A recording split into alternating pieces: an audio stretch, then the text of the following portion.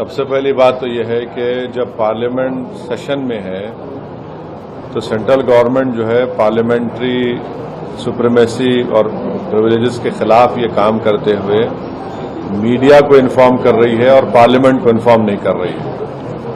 Parliament جب چل رہا ہے تو سرکار کا کام یہ کہ امیڈیٹلی آپ پارلیمنٹ کو انفارم کرتے بجائے اس کے کہ آپ نے میڈیا کو لیک کیا۔ اب جو میڈیا نے رپورٹ کیا اس کی بنیاد پر میں یہ کہہ سکتا ہوں کہ یہ جو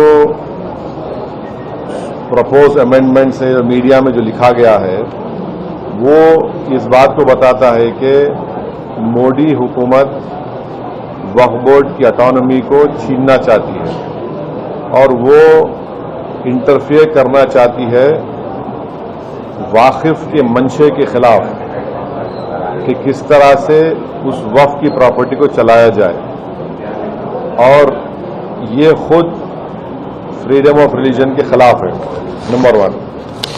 دوسری بات یہ ہے کہ بی جے پی شروع سے وقف بورڈز اور وقف کی پراپرٹیز کے خلاف رہی ہے اور ان کا ایک ہندوتوا کا ایجنڈا ہے، آر ایس ایس کا ایجنڈا ہے کہ وہ شروع سے وقف پراپرٹیز کو اور وقف بورڈ کو ختم کرنے کی کوششیں کرتی رہی ہیں۔ تیسری بات یہ ہے کہ اب جو میڈیا کے رپورٹس کے اوپر میں اپنا یہ ریاکشن دے رہا ہوں کہ ایک بار کسی پراپرٹی کو وقف ڈکلیئر کر دیا گیا تو ہمیشہ وقف رہتا ہے۔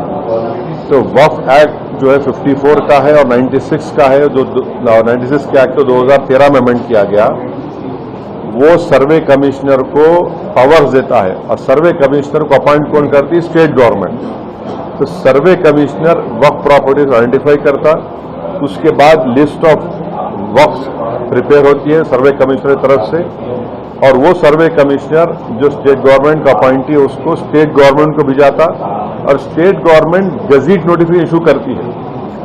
تو گزٹ نوٹیفکیشن خود ایک افیشیل ایکٹ ہے اور اگر گزٹ نوٹیفکیشن 1 سال تک چیلنج نہیں ہوتی تو وہ فائنل ہو جاتی ہے اور نیچر آف وقف ہو جاتا ہے۔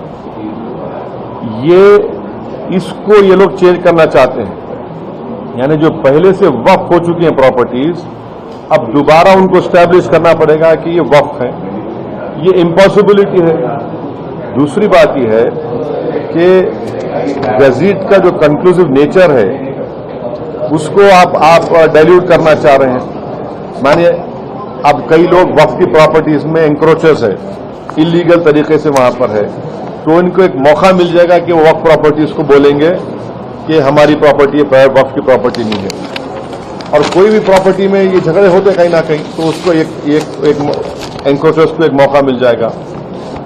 تیسرا نیوز رپورٹ یہ بولتا ہے کہ امینڈمنٹ ان اسٹیبلشمنٹ اور کمپوزیشن آف وقف بورڈ، تو یہ ایکٹ خود یہ بولتا ہے کہ ہر اسٹیٹ میں ایک وقف بورڈ ہونا چاہیے اور بورڈ ریسپانسبل ہوگا اس کے ایڈمنسٹریشن اور مینجمنٹ آف وقف پراپرٹیز کے لیے۔ اب اگر آپ امینڈمنٹ کریں گے اسٹیبلشمنٹ اینڈ کمپوزیشن آف وقف بورڈ میں تو ایک ایڈمنسٹریٹو کیوس ہوگا، لاس آف اٹانومی وقف بورڈ کا ہوگا اور یہ گورنمنٹ کا جو کنٹرول ہے وقف بورڈ کے اوپر، گورنمنٹ کا کنٹرول بڑھے گا تو وقف کے انڈیپینڈنس پہ بہت بڑا اثر پڑے گا۔ چوتھی بات اس میں یہ ہے کہ وقف ٹریبیونلز ہے۔ اب یہ جو میڈیا رپورٹ یہ بول رہا ہے کہ گورنمنٹ ان ٹرائیبیونلز کو ڈائلیوٹ کرنا چاہتی ہے۔ اب یہ ٹرائیبیونلز کے پاورز کو ڈائلیوٹ کر دیں گے تو پھر یہ کیسز کا کیا ہوگا؟ ان ایفیکٹو انفورسمنٹ ہوگا۔ پانچویں بات جو میڈیا رپورٹس کے اوپر میں بول رہا ہوں آپ کو، اس میں لکھا گیا کہ اگر کوئی ڈسپیوٹڈ پراپرٹی ہے تو ڈسپیوٹڈ پراپرٹی کا یہ لوگ بولیں گے نہیں پراپرٹی ڈسپیوٹڈ ہے، اس کا سروے ہم کرائیں گے۔ اگر کوئی پراپرٹی ڈسپیوٹ ہے تو اس کا فیصلہ جوڈیشری کرتی، یہاں پر مودی حکومت ڈسپیوٹ کریٹ کرے گی، اس کا سروے کرائیں گے۔ اب سروے ایگزیکٹو کرائے گا یا سی ایم کرائے گا یا بی جے پی پاور بی جے پی کرائے گی۔ اب ظاہر نتیجہ کیا نکلے گا آپ کو معلوم۔ تو یہ بھی ایک طریقہ ہے اس ڈسپیوٹڈ پراپرٹیز کو ڈسپیوٹ بنانا پہلے फिर सर्वे कराना उसका और सर्वे में रिपोर्ट लिख देना कि नहीं ये वक्फ नहीं है। ऐसे कई मस्जिद दरगाहें हैं हमारे भारत में जहां पर बीजेपी आरएसएस ये क्लेम करती है कि वो दरगाह और मस्जिद नहीं है। तो जो पावर जुडिशरी का है वो एग्जीक्यूटिव छीनना चाह रहा है उसको। और एक बात जो मीडिया रिपोर्ट्स के मालूम ही हो रही है